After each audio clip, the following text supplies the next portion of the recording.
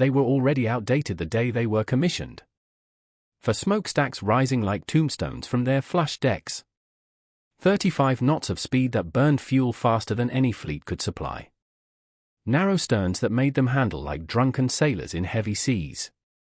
The Wickes and Clemson class destroyers, built in the desperate final years of the First World War, embodied every compromise that wartime haste demanded. By 1941, when Japanese bombs fell on Pearl Harbor, these four-stackers had been deemed too old, too slow, too inefficient for frontline service. The Navy's newest Fletcher-class destroyers could outgun them, outrun them, and outlast them in every measurable category. Yet in the sprawling vastness of the Pacific, where modern ships were spread thin across a theater measured in millions of square miles, these relics would sink more enemy submarines than any other class of surface warship in American naval history. Before we go deeper into how this decision changed the Pacific War forever, make sure to subscribe for more history that actually happened. On the morning of December 7, 1941, as Japanese carrier aircraft tore through the Hawaiian sky, most of the four-stackers were exactly where the Navy wanted forgotten ships to be, laid up in reserve, rusting quietly at anchor in San Diego and Philadelphia, their boilers cold, their magazines empty, their crews scattered to more prestigious assignments. Of the 267 flush-deck destroyers built between 1917 and 1922, barely a third remained in active service. The math was brutal and simple. In peacetime, a destroyer cost money to operate and required trained men who could better serve on modern ships. These obsolete hulls, with their unreliable Yarrow boilers and excessive fuel consumption, represented an expensive liability. In 1930, the Navy had scrapped 60 Bethlehem-built destroyers wholesale, cutting them up for metal rather than spend another dollar keeping them afloat. Those that survived did so through conversion, compromise, and sheer geographical necessity. Some served with Destroyer Squadron 29 in the Far East, showing the flag in ports where newer ships were needed elsewhere. Others had been stripped down and rebuilt as high-speed transports, minesweepers, or seaplane tenders, their destroyer armament sacrificed to serve more specialized roles in a Navy that believed the next war would be decided by battleships and carriers, not by anti-submarine escorts hunting beneath the waves. This belief was not American alone. It was universal doctrine, written in the blood of the previous war and encoded in every naval staff college. Destroyers existed to screen battleships from torpedo attacks, to lay down smoke screens, to drive off enemy destroyers attempting their own torpedo runs. Submarines were tools of commerce raiding, weapons for attacking merchant convoys, nuisances to be hunted by small patrol craft and aircraft, while the real Navy fought the decisive surface engagement that would win or lose the war. The Imperial Japanese Navy followed this doctrine with religious fervor. Their submarines, the I-boats and RO boats, were large, sophisticated vessels equipped with seaplanes and torpedoes designed to strike aircraft carriers and battleships, not freighters hauling oil and ammunition. Japanese submarine commanders received orders to ignore merchant shipping unless a capital ship target proved impossible to find. The American submarine force would ignore no such restriction, conducting unrestricted warfare against Japanese merchant marine from the first hours of war, but Japanese submariners would maintain their focus on warships until the cumulative losses made the distinction academic. This doctrinal blindness would prove catastrophic, but in December 1941, both sides still believed in the vision of submarine as fleet auxiliary, hunter of warships, scout for the decisive battle to come. The four-stackers had been designed to fulfill exactly this role, and the design reflected it in every rivet. Authorized under the Naval Appropriation Act of August 29, 1916, these ships represented America's belated recognition that European powers were already building destroyers that could outfight anything the U.S. Navy possessed.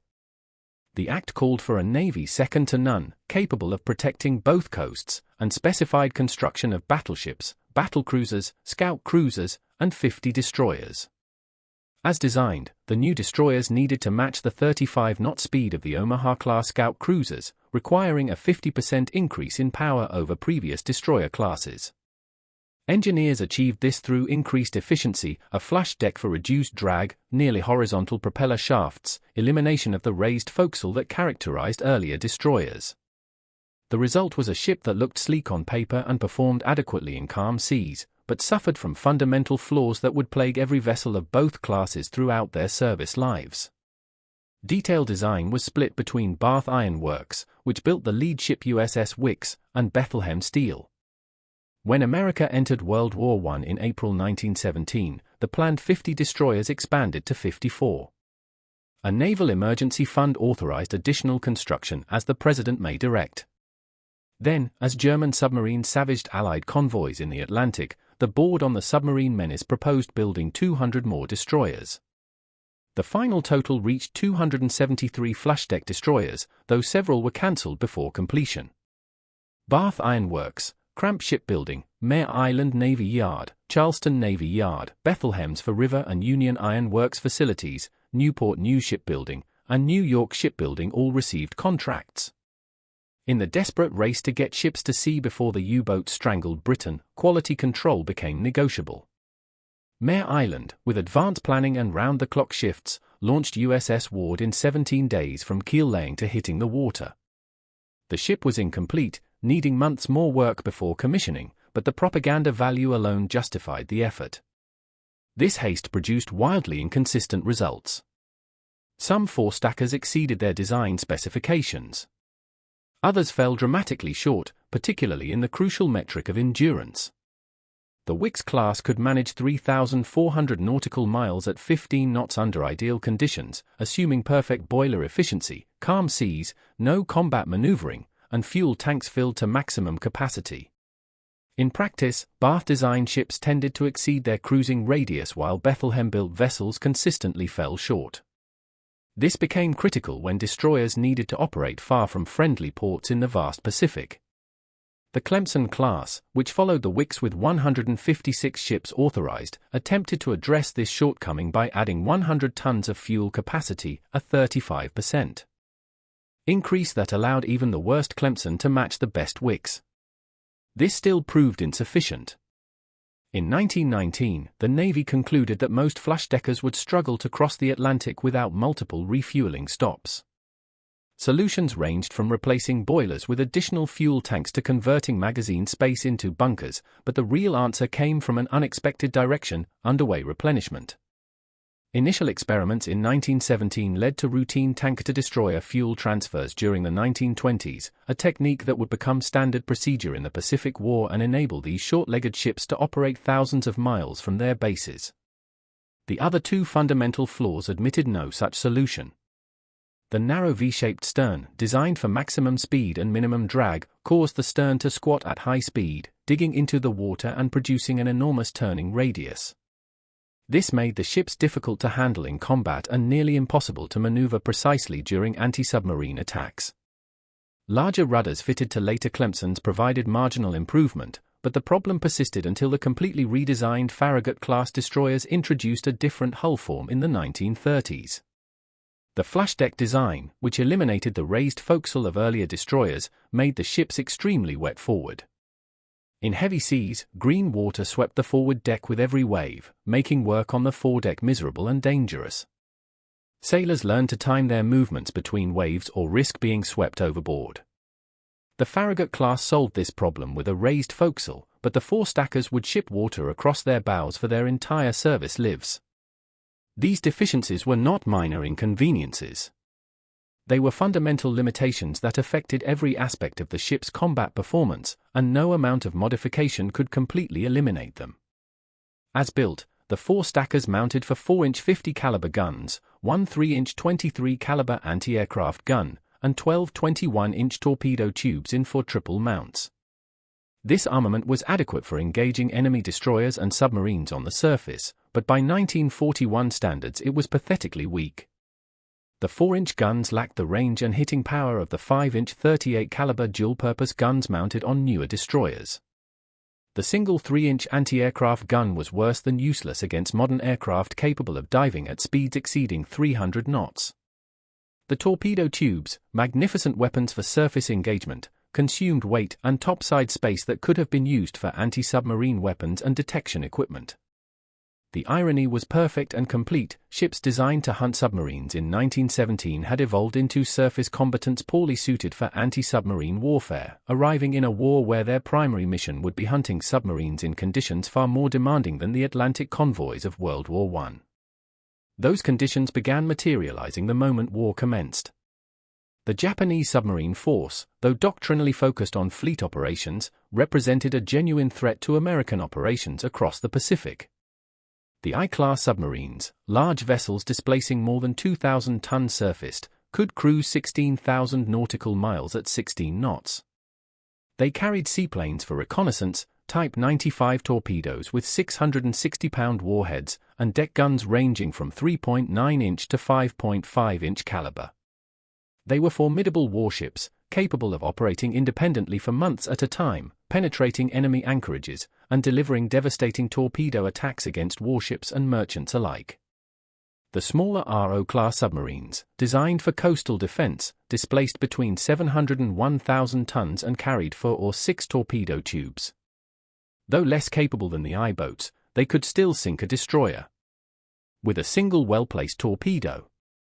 Both classes benefited from one crucial advantage: Japanese torpedo technology had produced the Type 93 Long Lance and its submarine-launched variants, oxygen-fueled weapons that left no visible wake and carried warheads large enough to break a cruiser in half. American destroyers hunting these submarines operated under constant threat of becoming victims themselves if they allowed their quarry to turn the tables. The four-stackers entered this environment with equipment barely adequate for the task. Most carried QC-type sonar, American versions of British ASDIC, capable of detecting submarines at ranges up to 1,500 yards in ideal conditions. In practice, sonar range varied wildly depending on water temperature, salinity, depth, and sea state. Thermal layers could bend sonar beams away from targets directly beneath the searching ship. Biological noise from schools of fish or shrimp could mask submarine contacts entirely. Wakes from the destroyer's own screws degraded sonar performance above 15 knots, forcing the attacking ship to slow down during the crucial approach phase when the submarine might be attempting to maneuver for a torpedo shot. The sonar operator, wearing headphones in a cramped compartment, listened for the distinctive ping of his transmitted sound pulse bouncing off a solid object underwater. Skilled operators could distinguish submarine echoes from rocks, wrecks, whales, and thermal layers, but the skill came only through experience, and experience often came at the cost of attacks that failed because the operator mistook a false contact for a real submarine or missed a real submarine while dismissing it as a false contact. Depth charges provided the primary weapon for killing submarines once detected. These were drums or teardrop-shaped canisters filled with 300 to 600 pounds of TNT, Torpex, or other high explosive, set to detonate at a predetermined depth via hydrostatic fuse. The attacking destroyer would pass over the submarine's estimated position, rolling depth charges from stern racks and firing additional charges from K-gun projectors mounted amidships. These K-guns hurled depth charges out to the sides, creating a pattern that bracketed the submarine's probable location. A standard attack might involve dropping 8 to 12 depth charges in a rectangular pattern, hoping that one or more would detonate close enough to the submarine to rupture its hull or damage control system sufficiently to force it to surface. The problem was accuracy. By the time the destroyer reached the point where it rolled charges off the stern, it had lost sonar contact with the submarine. The final 100 yards of the attack run were executed blind, with the destroyer captain estimating where the submarine would be based on its last known course and speed. Experienced submarine commanders knew this and exploited it ruthlessly. The moment a submarine detected a destroyer making an attack run, the submarine would execute radical maneuvers, changing both course and depth, attempting to be somewhere other than where the destroyer captain expected. If the submarine survived the first attack, the detonating depth charges would blind the destroyer sonar for 15 minutes or more, giving the submarine ample opportunity to escape in the churning water. British statistics from the Atlantic campaign showed that, on average, 60 depth charge attacks were required to sink one submarine. The odds were terrible, the fuel consumption enormous, and the ammunition expenditure staggering.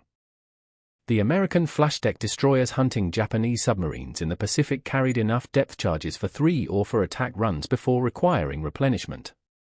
Fuel limitations meant they could only maintain high-speed pursuit for a few hours before needing to slow down to conserve fuel for the return to base. Their maneuverability limitations meant that if a submarine managed to get inside their turning radius, the submarine had an excellent chance of escaping before the destroyer could re-establish contact. These were not theoretical problems. They manifested in every anti-submarine engagement during the first year of the Pacific War.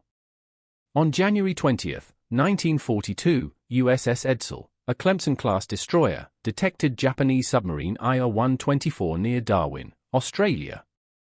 Working with Australian corvettes HMAS Deloraine, Lithgow, and Katoomba, Edsall conducted multiple depth-charge attacks over several hours before finally sinking the IR-124. The submarine managed to survive numerous near misses before one charge detonated close enough to collapse the hull. All hands were lost, but the action consumed most of a day and exhausted the depth-charge inventories of all 4 ships. This was the exception that proved the rule. Most anti-submarine contacts ended with the submarine escaping and the destroyers returning to port with empty depth-charge racks and nothing to show for their efforts. The solution, when it came, arrived from Britain and would transform anti-submarine warfare more completely than any other single weapon of the Pacific War. The solution arrived in the form of an ungainly weapon that looked more like a garden ornament than a submarine killer. The Hedgehog anti-submarine mortar, designed by the British Directorate of Miscellaneous Weapons Development in 1941 and named for the array of spigots that resembled a hedgehog's spines, fired 24 projectiles in an elliptical pattern ahead of the attacking ship. The launcher consisted of 24 forward-firing spigot mortars arranged in 4 rows of 6, mounted on a steel cradle that could be trained to either side but not elevated independently. The firing sequence was carefully timed so all projectiles would impact the water simultaneously despite being launched from different positions on the cradle, creating an elliptical pattern approximately 140 feet wide and 170 feet long. The projectiles themselves looked like small bombs, each consisting of a streamlined casing containing 35 pounds of Torpex explosive, fitted with a contact fuse sensitive enough to detonate on impact with a submarine hull but rugged enough to survive the shock of being launched from a spigot mortar. The physics were elegant in their simplicity: fire the projectiles while sonar contact remained firm, watch where they hit the water, maintain sonar contact through the attack, and if no explosion occurred, reload and attack again. The entire process from launch to impact took approximately 7 seconds, giving submarines no time to detect the attack and execute evasive maneuvers. Each projectile weighed 65 pounds, carried 35 pounds of Torpex explosive, and was fitted with a contact fuse that detonated only on impact with a solid object. The implications were profound. Unlike depth charges, which detonated regardless of whether they hit anything, Hedgehog projectiles only exploded on contact with the submarine. This meant that if the attack missed, there were no explosions to blind the ship's sonar, allowing immediate re-attack while contact remained firm. The projectiles were fired ahead of the ship, meaning the attacking destroyer never lost sonar contact during the crucial final approach. The submarine had no warning that an attack was underway until the projectiles hit the water, giving it no time to execute evasive maneuvers. And because the projectiles only exploded on contact, there was no ambiguity about whether the attack succeeded. Either there was a massive explosion followed by debris and oil rising to the surface, or there was nothing, and the attacking ship could reload and try again in 3 minutes. British operational experience demonstrated that Hedgehog attacks achieved submarine kills at a rate 6 to 7 times higher than conventional depth charge attacks. Where depth charges required an average of 60 attacks per kill, Hedgehog achieved kills at a rate of roughly 1 in 6 attacks. American destroyer escorts being built in 1943 and 1944 received Hedgehog as standard equipment, but the older flush-deck destroyers largely operated without it, continuing to rely on depth charges throughout the war. The few four-stackers that received Hedgehog installations achieved disproportionate success in anti-submarine operations, but most made do with what they had. The ships compensated through modifications to their depth charge loadouts, improved sonar operator training, better tactical coordination between multiple ships attacking the same submarine, and the exploitation of one weapon that proved more valuable than all the technological improvements combined: intelligence. The breaking of Japanese naval codes by American cryptanalysts at Station Hypo in Hawaii, later redesignated Fleet Radio Unit Pacific, provided attacking ships with something more valuable than better weapons or faster speed. It gave them knowledge of where Japanese submarines would be before the submarines arrived. This intelligence, carefully sanitized to protect its source, flowed through 3rd Fleet to escort squadron commanders who could position their ships along the patrol lines Japanese submarines were ordered to establish. When a Japanese submarine reported its position via radio, American code breakers read the message within hours and calculated where the submarine would be at a specified time. Destroyers and destroyer escorts could steam directly to those coordinates and wait for the submarine to arrive exactly where intelligence predicted. This transformed anti-submarine warfare from a desperate search across millions of square miles of empty ocean into a targeted hunt where the hunters knew the prey's route, speed, and destination. Combined with improved weapons and tactics, this intelligence proved devastating. The full potential of this integrated system manifested during a 12-day period in May 1944 that would establish records still standing 80 years later and demonstrate what American anti-submarine warfare could achieve when intelligence, weapons, and trained crews converged on enemy submarines operating under orders they did not realize had been compromised.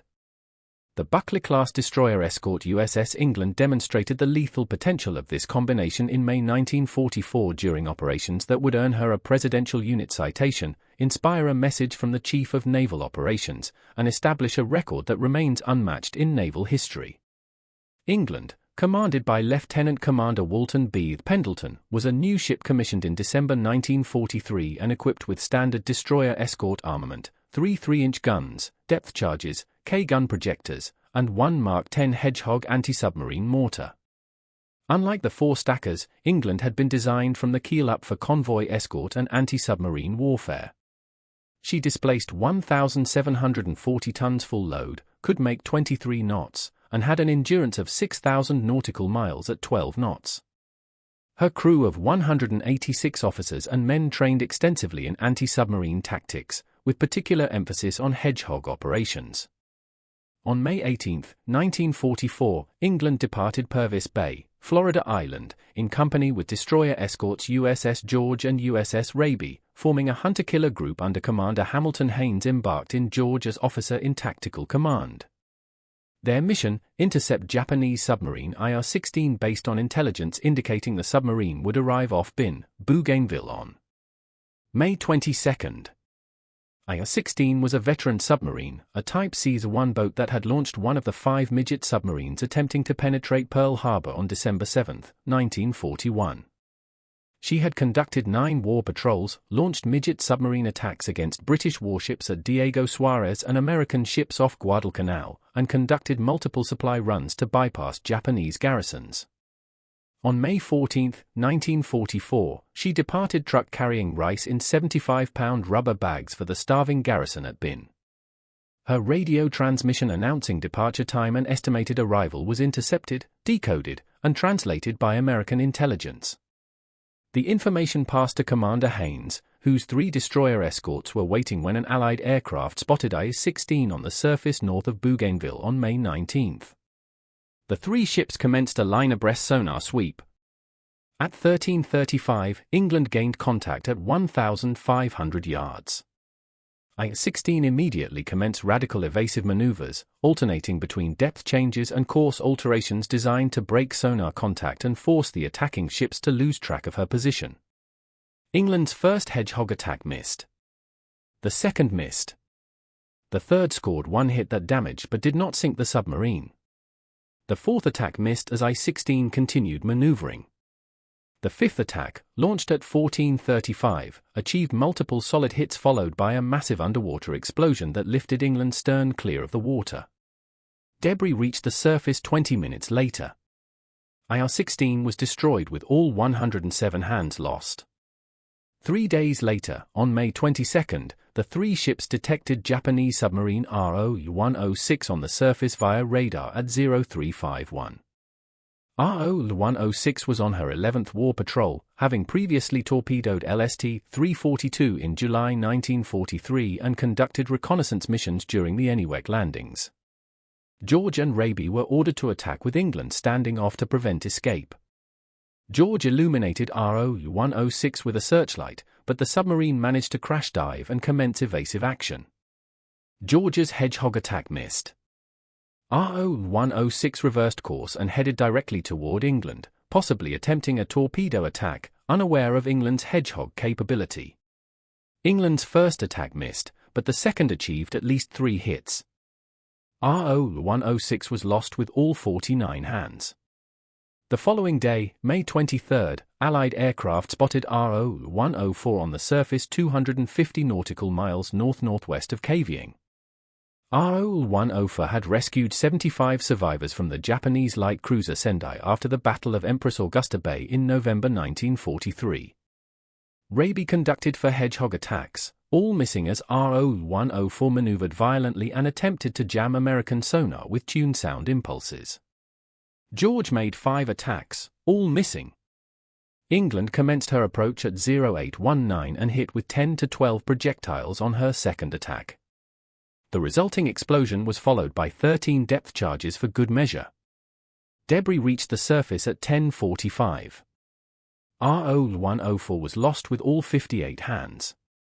On May 24, George gained radar contact on RO-116 at 0120, 225 nautical miles north-northwest of Kavieng. RO-116 was on only her second war patrol, having been commissioned less than a year earlier. England made 2 aborted hedgehog runs before achieving a good firing solution on the third attack. At least 3 projectiles hit RO-116, destroying her with all 56 hands. On May 26, Raby gained radar contact on RO-108 at 2303, 110 nautical miles northeast of Sea Adler Harbour, Manus Island.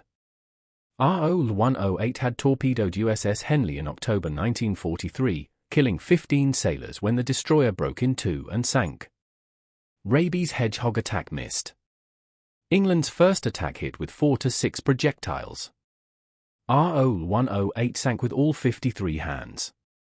After replenishing hedgehog ammunition at Sea Adler Harbour, England rejoined operations and on May 30 participated with George, Hazelwood, McCord, and Spangler in the destruction of RO-105 after a prolonged night action that saw multiple ships attacking the submarine as she fought desperately to escape. England's hedgehog attack delivered the killing blow. RO-105 was lost with all 55 hands, including the commander of Japanese Submarine Division 51. 6 Japanese submarines sunk in 12 days. The feat was unparalleled and remains unmatched by any warship in any navy. Chief of Naval Operations Ernest J. King sent a message declaring there'll always be an England in the United States Navy. England received a Presidential Unit citation. Lieutenant Commander Pendleton received a Navy Cross for the 6 kills. Yet England herself was not a 4-stacker. She represented everything the flush-deck destroyers were not: modern, purpose-built, optimally equipped for the mission she performed. She was a modern destroyer escort, purpose-built for anti-submarine warfare, equipped with the best detection equipment and weapons available, designed from the keel up to hunt submarines in exactly the conditions the Pacific War presented. Her machinery was reliable, her fuel consumption reasonable, her handling characteristics appropriate for anti-submarine operations requiring tight maneuvering and rapid course changes. She embodied the lessons learned from 2 years of Pacific combat, incorporating features the 4-stackers lacked and could never be retrofitted to possess. Her success with Hedgehog validated the weapon and the tactics, proving that forward-firing anti-submarine mortars combined with competent sonar operation could achieve kill rates that traditional depth-charge attacks could never match. The old flush-deck destroyers, lacking Hedgehog and operating with older sonar equipment, continued their patrols throughout the Pacific, hunting submarines with depth charges, perseverance, and the same intelligence advantage that guided England to her targets. They sank fewer submarines per ship than England did in her remarkable 12-day run, but collectively they contributed to a campaign that cost Japan 128 submarines out of 174 deployed, a loss rate of 74% that mirrored almost exactly the loss rate suffered by German U-boats in the Atlantic and represented the systematic destruction of an entire branch of service. Individual 4-stackers might account for 1 submarine sunk, perhaps 2 if exceptionally lucky or well-positioned. The aggregate impact across dozens of ships conducting hundreds of patrols over 4 years of war created a cumulative effect that Japanese submarine operations could not survive. Every submarine detected was potentially a submarine sunk. Every submarine sunk was a crew lost, experience destroyed, capability eliminated. Japanese submarine commanders learned to fear American destroyer patrols even when the destroyers were obsolete 4-stackers rather than modern destroyer escorts, because any American destroyer might be guided by intelligence to exactly the position where the submarine would pass, and any engagement with American anti-submarine forces carried substantial risk of being sunk. The four stackers accomplished this despite being considered obsolete, despite their fuel limitations that required frequent refueling stops, despite their handling problems that made precise maneuvering difficult, despite their inadequate anti-submarine armament that lacked the forward-firing capability of Hedgehog and relied on stern-drop depth charges that required losing sonar contact during the final attack approach. They accomplished it through steady accumulation of small victories, submarines detected and forced to submerge, delaying their transit and consuming battery power, submarines attacked and damaged, forcing them to abort patrol and return to base for repairs, submarines sunk. Outright by depth charge patterns that happened to bracket the target perfectly, convoys escorted without loss through waters where Japanese submarines operated, patrol areas swept clear of enemy contact so that American logistics could function without disruption. These were not the dramatic single-ship victories that earned headlines and presidential unit citations, but the grinding daily work of anti-submarine warfare conducted by ships that stayed at sea week after week, month after month, year after year, until mechanical breakdowns or combat damage or simple exhaustion forced them back to port for maintenance that became increasingly difficult as spare parts grew scarce and shipyard capacity prioritized newer vessels. They accomplished it through modifications that transformed them from surface combatants into specialized hunters. High-speed transports designated APD had 2 of their 4 boilers removed to create troop compartments, losing speed but gaining the ability to land Marine Corps raiders on hostile beaches. Destroyer minesweepers designated DMS received sweeping gear and additional depth charge capacity, combining mine clearance with submarine hunting in waters too dangerous for purpose-built minesweepers. Destroyer minelayers designated DM could plant defensive minefields and conduct anti-submarine patrols, dual capabilities that maximized their utility. Seaplane tenders designated AVD supported patrol aircraft operating from remote anchorages, often serving as anti-submarine pickets while refueling and rearming patrol bombers. Those that remained in destroyer configuration received upgraded sonar, additional depth charges, more K-guns for pattern attacks, and in a few lucky cases, Hedgehog installations that dramatically improved their effectiveness. They operated in every theater of the Pacific War, from the frozen waters of the Aleutian Islands to the steaming humidity of the South Pacific, from the defensive actions of 1942 to the final offensives of 1945. At Pearl Harbor, on the morning of December 7, 1941, USS Ward was conducting routine patrol outside the harbor entrance when her lookout spotted what appeared to be a submarine conning tower following the repair ship USS Antares toward the defensive net. Ward, a Wickes-class destroyer converted to a high-speed transport but temporarily serving in patrol duties, went to general quarters at 0640. Her commanding officer, Lieutenant William W. Outerbridge, ordered an attack. Ward closed to point-blank range and fired her No. 3 4-inch gun at 0645, scoring a hit on the conning tower at a range estimated at 50 yards. The submarine, one of 5 Japanese Type A midget submarines launched from larger I-class boats offshore, heeled over and began to sink. Ward dropped depth charges over the swirl and reported to headquarters that she had attacked and sunk a submarine in the defensive sea area. The report reached headquarters at 0653.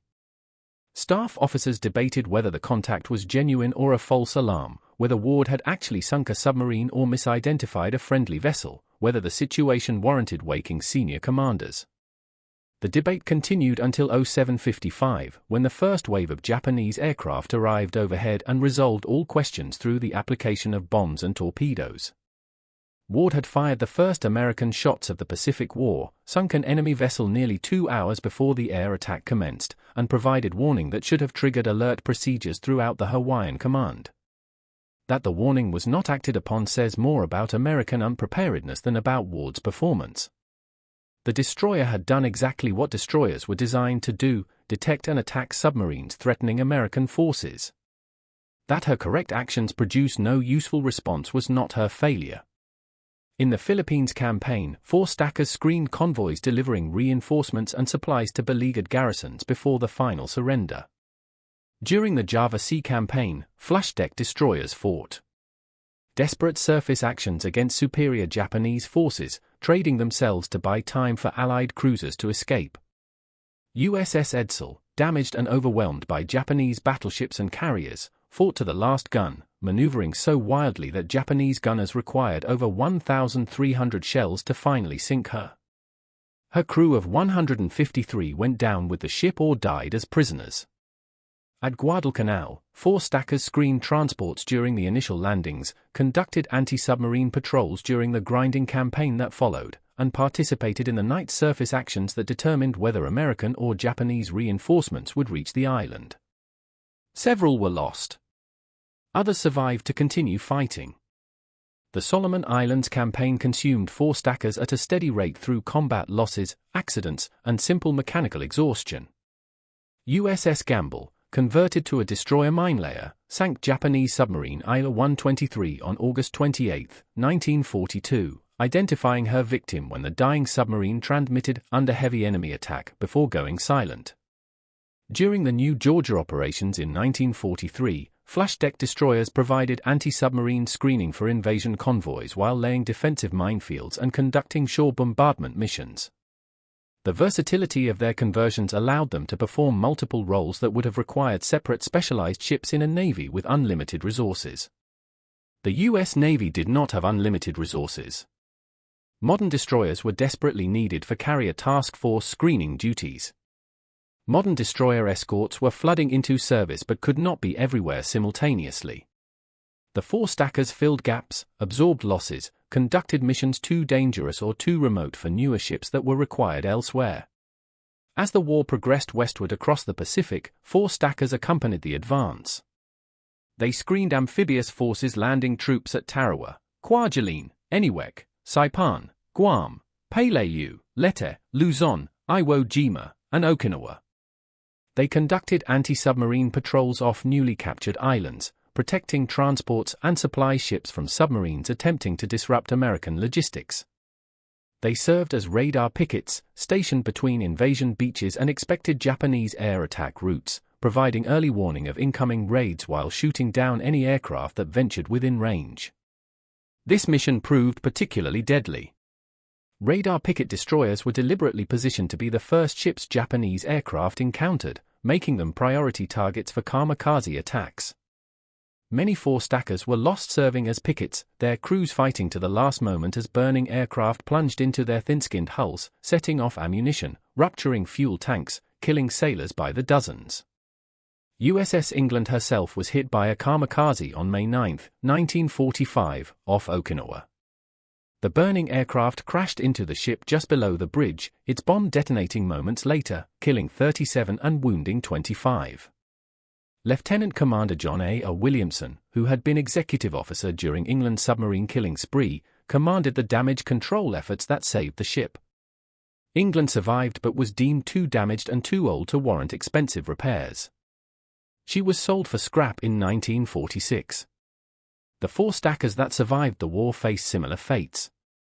A few received sufficient damage that repair costs exceeded their remaining value. Others were in good enough condition to warrant transfer to Allied navies desperate for anti-submarine escorts.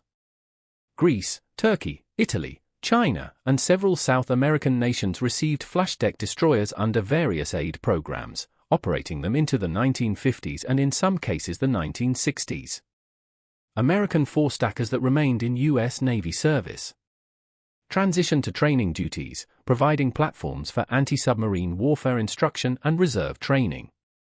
As the Cold War intensified and the threat of Soviet submarines grew more serious, the Navy realized that the skills developed hunting Japanese submarines in the Pacific remained critically relevant against Soviet boats in the Atlantic and Mediterranean. 4 stackers became floating classrooms where new generations of sonar operators and anti-submarine warfare officers learned techniques that differed only in detail from those used against I-boats and RO boats in the Pacific. Yet even as training ships, the 4 stackers were living on borrowed time. Modern destroyer escorts and new destroyer classes made the old flash-deckers increasingly obsolete. Steel was valuable, and these ships represented thousands of tons of steel that could be recycled into new construction. Through the late 1940s and into the 1950s, 4 stackers disappeared into scrapyards across America. Cutting torches reduced them to formless metal, their distinctive stacks falling silent forever, their flash decks cut into pieces, their hulls that had survived torpedoes and depth charges and typhoons and kamikazes meeting their end at the hands of economic necessity. A few escaped through conversion into various novel uses. At least one became a banana boat, operating between South America and New Orleans in commercial service. Another served briefly as a restaurant before burning and sinking. USS Stuart, the Clemson-class destroyer captured by the Japanese at Java in 1942 and operated as a Japanese escort through the war, was recovered in 1945, recommissioned briefly for the voyage home, then deliberately sunk as a target ship off California in 1946. Her wreck was rediscovered in 2024 by underwater archaeology teams, resting 3,500 feet deep and remarkably well preserved. None survived as museum ships. Not one of the 267 flush-deck destroyers built between 1917 and 1922 exists today in preserved condition. This absence represents a profound gap in naval history, erasing physical evidence of ships that served in both world wars, hunted submarines in 3 oceans, conducted missions ranging from destroyer combat to mine warfare to troop transport to radar picket duty. The museum ships that do survive from World War II are almost exclusively later designs: Fletcher-class destroyers, destroyer escorts, submarines, cruisers, battleships, carriers. The 4 stackers, too old to be worth preserving at war's end, too worn out from decades of hard service, too obsolete in a rapidly modernizing navy, simply disappeared. With them disappeared the visceral understanding of what it meant to hunt submarines from ships that were themselves obsolete, to operate machinery designed for a previous war, to sail ships that drank fuel voraciously, handled poorly, and shipped water across the bow in any seaway worth mentioning. The statistics tell part of the story but miss the human cost. Thousands of sailors served aboard 4 stackers during the Pacific War. They lived in cramped berthing compartments, slept on stacked bunks in spaces ventilated by blowers that moved hot humid air from one compartment to another, worked in engine rooms where temperatures exceeded 120 degrees Fahrenheit, stood watches on decks that offered no protection from sun or rain or saltwater spray. They ate food prepared in galleys never designed for tropical operations, drank water that tasted of the tanks it was stored in, breathed air thick with fuel oil fumes and paint fumes and the smell of unwashed men living too close together. They performed maintenance on machinery that broke constantly, chasing steam leaks, replacing worn bearings, cleaning boiler tubes, painting over rust that bloomed overnight in the tropical humidity. They fought boredom punctuated by terror, long patrols where nothing happened followed by minutes of desperate action when a submarine contact appeared on sonar or a kamikaze emerged from the clouds. They died when torpedoes struck, when depth charges exploded prematurely, when kamikazes crashed through their decks, when typhoons flipped their narrow-hulled ships over and sent them to the bottom with all hands. The Japanese submariners they hunted faced even worse conditions. Japanese submarines were larger and more capable than their American counterparts in many respects, carrying seaplanes and long-range torpedoes and crews trained to fanatical standards. But Japanese submarine doctrine never emphasized commerce raiding the way American and German doctrine did. Japanese submarines hunted warships, positioned themselves along fleet approach routes, attempted to intercept carrier task forces and battleship formations.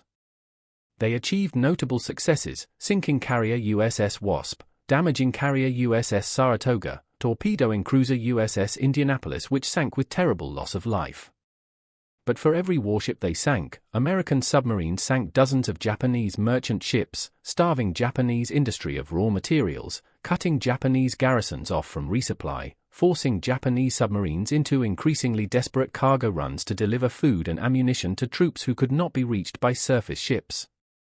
These cargo runs, designated rat runs by the Japanese themselves, represented missions of desperation, submarines loaded with rice and shells and medical supplies attempting to surface off remote islands to transfer cargo to troops who were literally starving. American destroyers and destroyer escorts hunted these submarines with increasing effectiveness as the war progressed. Early in the war, when American sonar operators were inexperienced and depth charge tactics were still being refined, Japanese submarines often escaped after being detected. By mid-1943, improved training and better coordination between multiple ships attacking the same submarine dramatically increased kill rates. By 1944, The integration of Hedgehog into destroyer escort doctrine, combined with improved sonar training that emphasized patient tracking over hasty attacks, merged with the maturation of American signals intelligence into a system that transformed anti-submarine warfare from statistical attrition into systematic destruction. Japanese submarines operating anywhere in the Pacific faced not merely competent opposition but an intelligence apparatus that knew their patrol areas before they arrived, sonar operators who could maintain contact through thermal layers and biological noise, and weapons that detonated only on contact with submarine hulls. The Japanese submarine force, which had begun the war with 174 boats and doctrines emphasizing attacks on warships rather than merchants, found itself conducting increasingly desperate missions under increasingly impossible conditions. Submarines that should have been hunting American carriers were delivering rice to starving garrisons. Submarines that should have been laying mines off American bases were evacuating wounded soldiers from bypassed islands. Submarines that should have been conducting reconnaissance for Japanese fleet operations were running supply missions that required surfacing in American-controlled waters to transfer cargo. Each mission consumed fuel that could not be easily replaced, exposed the submarine to detection, and risked losses that could not be made good. Each submarine sunk represented not just the loss of a vessel but the loss of a trained crew that had taken years to develop and could not be replaced in wartime.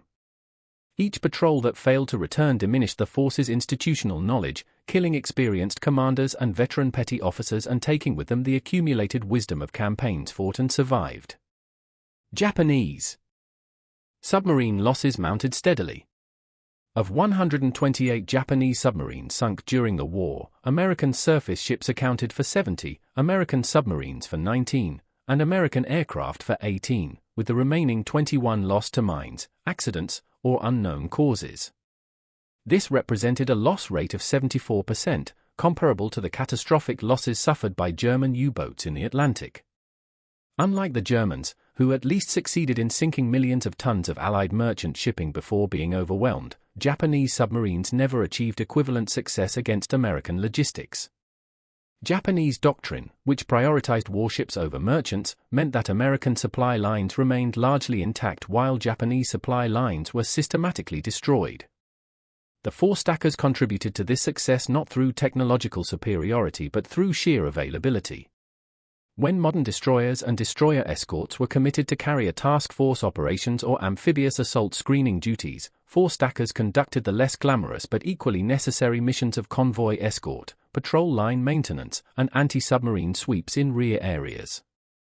They hunted submarines in the Aleutians, where freezing temperatures and constant storms made every patrol an endurance test. They escorted convoys through the dangerous waters southeast of New Guinea, where Japanese submarines operated from bases at Rabaul and Truk. They patrolled the sea lanes connecting newly captured islands to rear area bases, protecting supply ships from submarines attempting to disrupt American logistics.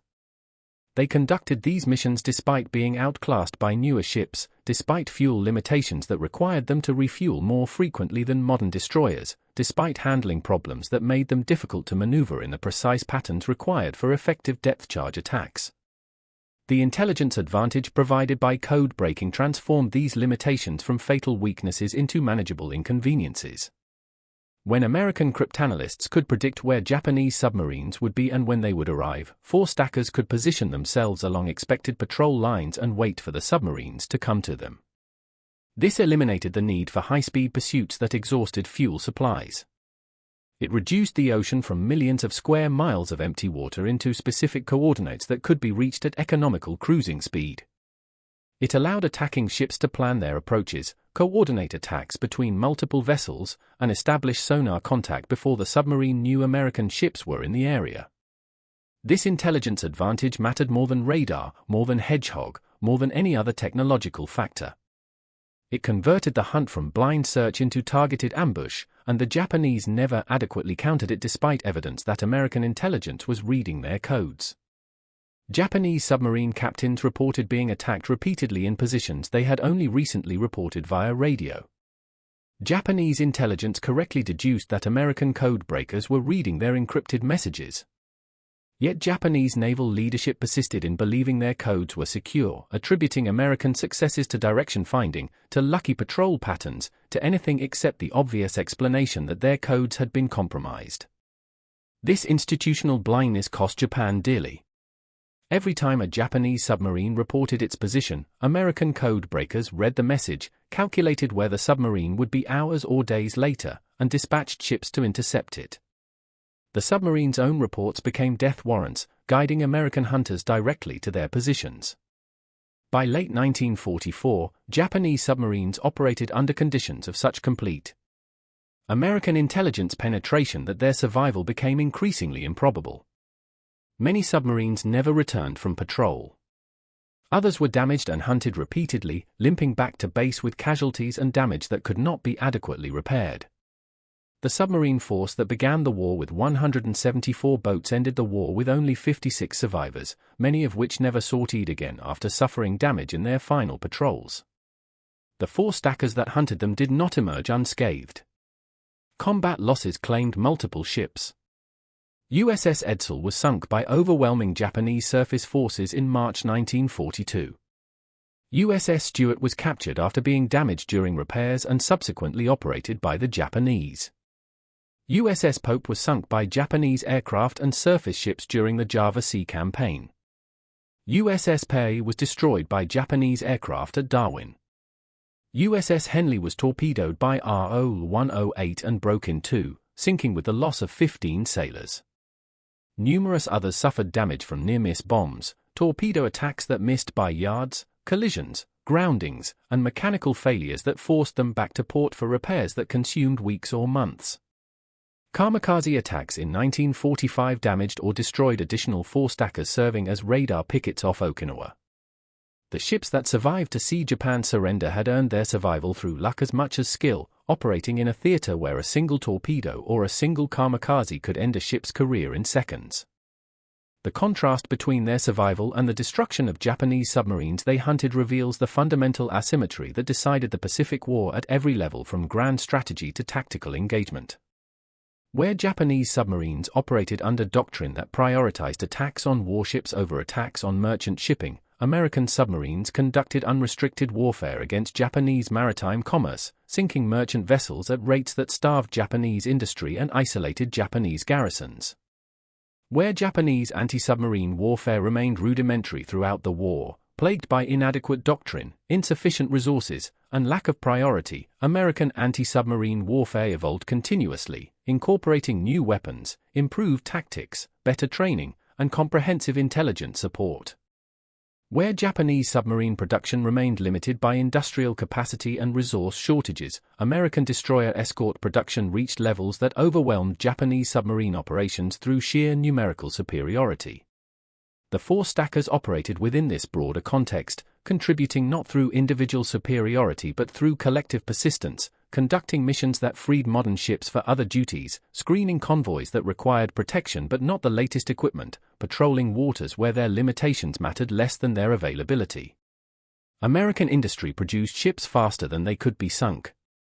American shipyards launched destroyer escorts at a rate that overwhelmed Japanese submarine construction.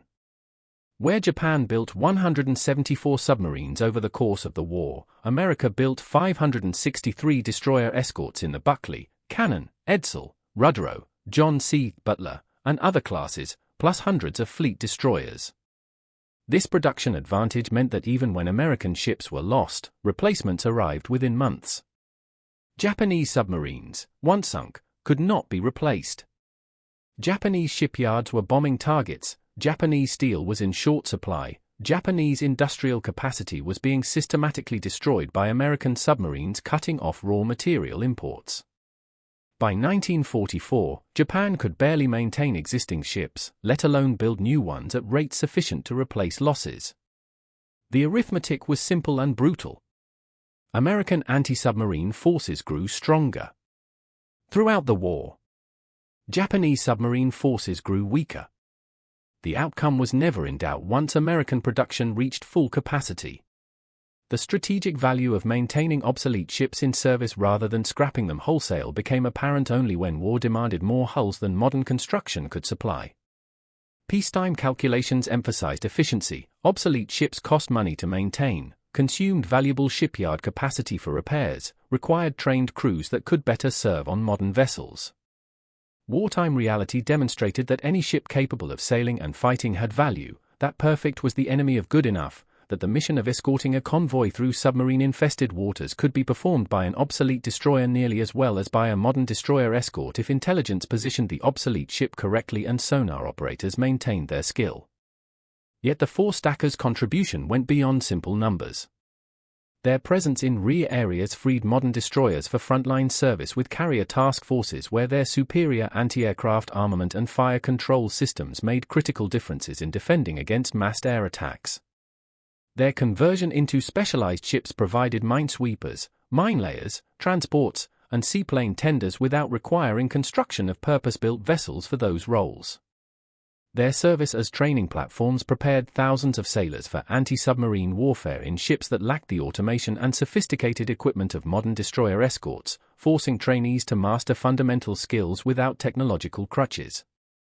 The sailors who learned sonar operation on a four-stacker where the equipment was temperamental and the ship handled poorly, found modern destroyer escorts easy by comparison. Those who learned depth charge attacks on a flush-deck destroyer, with its inadequate turning radius and stern-dropping limitations, could adapt immediately to the superior capabilities of ships equipped with Hedgehog and modern fire control. The four stackers, precisely because they were obsolete, provided training under challenging conditions that prepared sailors for any ship they might subsequently serve on. The institutional knowledge built aboard these obsolete ships during years of Pacific combat created a foundation that would support American anti-submarine warfare through the Cold War and into the modern era. Officers who learned their trade hunting Japanese submarines from the cramped bridges of four stackers would rise to command modern anti-submarine task forces equipped with helicopters, long-range sonar, and nuclear-powered hunter-killer submarines. Sonar technicians who mastered the temperamental equipment aboard flush-deck destroyers would train subsequent generations in techniques that remained fundamentally unchanged despite technological advances. Tactical concepts developed during Pacific operations, coordinated attacks by multiple ships, integration of air and surface assets, exploitation of intelligence to position forces before submarines arrived, patient tracking that maintained contact through thermal layers and biological noise, all carried forward into Cold War doctrine with minimal modification. This legacy extended into the Cold War and beyond. Anti-submarine warfare techniques developed during the Pacific War formed the foundation for tactics used against Soviet submarines operating in the Atlantic, Mediterranean, Pacific, and Arctic. The lessons learned hunting Japanese I-boats and RO boats applied directly to hunting Soviet diesel-electric submarines operating in the Atlantic, Mediterranean, and Pacific. Sonar operation, depth charge attack patterns, coordinated multi-ship tactics, intelligence exploitation, all carried over with minimal modification. The institutional knowledge built up during World War II, much of it gained aboard four stackers operating under less than ideal conditions, became doctrine for anti-submarine forces that would spend decades deterring Soviet submarine operations. Officers who served on four stackers during the Pacific War rose to senior command positions during the Cold War, bringing with them practical experience that no amount of peacetime exercises could replicate. The four stackers, in this sense, served their final purpose as finishing schools for anti-submarine warfare, teaching lessons that survived long after the ships themselves had been scrapped. The irony runs deep. Ships designed to hunt submarines in World War I, considered obsolete before World War II even began, contributed substantially to anti-submarine victory in the Pacific and educated the generation that would conduct anti-submarine operations in the Cold War. They achieved this despite fuel limitations, despite handling problems, despite inadequate armament, despite being decades old when they entered combat. They achieved it through modifications that converted surface combatants into specialized hunters, through tactics that compensated for technological limitations, through intelligence advantages that transformed blind searches into targeted hunts, through the courage and competence of sailors who operated worn-out machinery in dangerous conditions far from home. The statistics do not capture this. The numbers show submarines sunk, ships lost, patrols conducted, depth charges dropped. They do not show the maintenance performed in tropical heat, the watches stood in monsoon storms, the fear of torpedo attack while conducting anti-submarine patrols, the exhaustion of operating ships that demanded constant attention to keep them running. History remembers dramatic victories and catastrophic defeats, singular achievements and remarkable innovations. It remembers less well the steady performance of adequate ships doing necessary work under difficult conditions. The four stackers never achieved the fame of the Fletcher-class destroyers that fought surface actions in the Solomon Islands, never earned the recognition of the submarine force that strangled Japanese commerce, never received the attention given to carriers and battleships and the aircraft and crews that operated from them. They performed unglamorous missions, convoy escort, patrol line maintenance, anti-submarine sweeps in rear areas far from the decisive battles that determined the war's course. They did so in ships considered obsolete before the war began, ships that burned fuel prodigiously, handled poorly, broke down frequently, and offered their crews few comforts and many hardships. That they did so successfully, that they contributed materially to American victory, that they sank enemy submarines and protected American shipping and conducted missions that required doing rather than avoiding, represents achievement worthy of remembrance. No monument commemorates the four stackers' service. No museum ship preserves their memory in physical form. The ships themselves are gone, reduced to scrap metal decades ago, their distinctive four-stack silhouettes erased from every ocean they sailed. What remains exists in documents, photographs, and the memories of men who served aboard them, men now themselves mostly gone. The official histories record their actions in dry prose, listing dates and coordinates and outcomes without capturing the human experience of operating them. The after-action reports describe attacks conducted and submarines sunk but do not convey the hours of searching that preceded contact, the tension of maintaining sonar contact while maneuvering for attack position, the moment of uncertainty waiting to see if depth charges found their target. The casualty lists record men killed and wounded but cannot express the impact on small crews where everyone knew everyone, where losing men to enemy action meant losing friends, shipmates, fellow travelers through a shared ordeal. The Japanese submariners they hunted left even less behind. Japanese submarine force records were largely destroyed during the war or lost in the chaos following surrender. Many submarines simply vanished, their fates unknown, their crews missing, their final positions marked only by failure to return from patrol. American intelligence efforts after the war reconstructed much of the lost data, matching Japanese submarine deployments to American attack claims, determining with reasonable certainty which submarines were sunk by which ships on which dates. But this reconstruction captured only the tactical facts. Submarine X was sunk by ship Y at location Z on date D. It did not capture the submarine crew's experience, their final moments, their understanding of what was happening as hedgehog projectiles slammed into their hull or depth charges detonated around them with enough force to rupture steel plating and flood compartments. The submarines sank with their crews. 49 men here, 58 there, 56, 53, 55. Each number represented individual sailors, sonar operators, torpedo men, engine room ratings, officers, cooks, clerks. Each had a name, a family, a life story that ended in darkness and crushing pressure as the submarine lost buoyancy and plunged toward the bottom. The cold mathematics of naval warfare reduce individual actions to aggregate statistics that obscure as much as they reveal. Reports summarize weeks of patrol in single paragraphs. After-action accounts compress hours of sonar tracking and depth charge attacks into clinical descriptions of coordinates, times, and outcomes. Casualty lists provide names and ratings but cannot express the human cost of each loss. War reduces people to numbers, ships to statistics, complex human experiences to single lines in reports written for commanders who never witnessed the events described, filed in archives where they await historians who will attempt to reconstruct from fragments what it meant to serve aboard a four-stacker in the Pacific, hunting submarines in a war that reduced everything to questions of survival, mission completion, and return to base. The four stackers sank Japanese submarines. The Japanese submarines had been hunting American ships. The American ships were supplying forces capturing Japanese-held islands. The islands were strategic positions in a war neither side could afford to lose. The causes behind any war extend far beyond the proximate events that trigger hostilities. The chain of causation extends backward through Pearl Harbor, through Japanese expansion into China and Southeast Asia, through American economic sanctions imposed in response to that expansion, through Japanese calculations that resource access required controlling resource-rich territories, through American determination that aggression must be opposed, through imperial ambitions and resource competition and nationalist ideologies that made conflict seem inevitable to leaders on both sides.